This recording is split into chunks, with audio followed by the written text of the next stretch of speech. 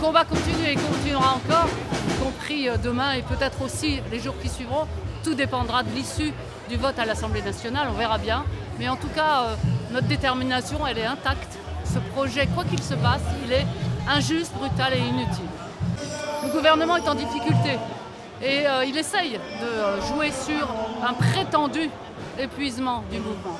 Mais nous, nous restons déterminés et ça, il faut qu'ils l'entendent.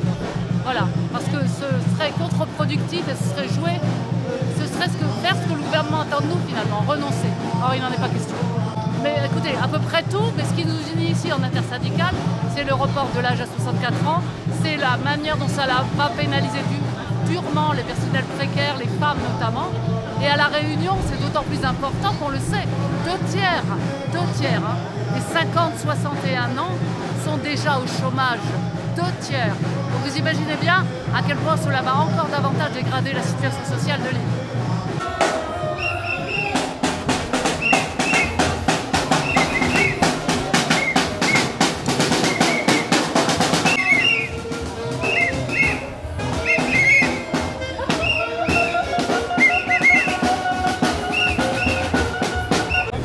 Étudiant en première année d'éco-gestion, je suis bénévole à l'UNEF Réunion et si on est là, nous les étudiants aujourd'hui, au nom de l'UNEF, c'est parce qu'on ne veut pas de cette réforme, on est contre la retraite à 64 ans.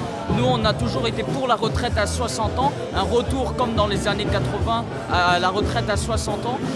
Car pour nous, déjà nous on est étudiants, on aura des diplômes qu'à 23 ou 25 ans, on rentrera dans le marché du travail et le temps d'avoir un taf, il sera déjà 27 ans et normalement si on a calculé, on aura notre retraite à taux plein seulement à 66-67 ans car on commencera à travailler que réellement à 27-28 ans selon le diplôme voulu.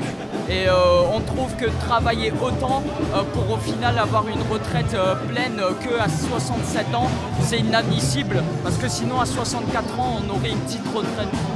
Oui, bien sûr, c'est pour pleinement être contre cette réforme.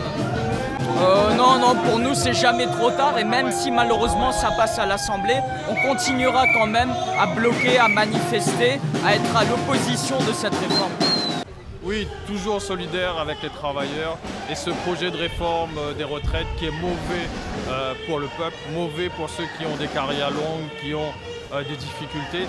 C'est pour ça que demain, aujourd'hui il y a la navette parlementaire, demain il y aura un vote, mais il faut que la rue soit entendue, il ne faut pas que le président soit sourd à cette voix, à ce peuple qui dit non, parce que non seulement certains n'arriveront pas à profiter pleinement de ces retraites, mais aujourd'hui on a des salaires de misère.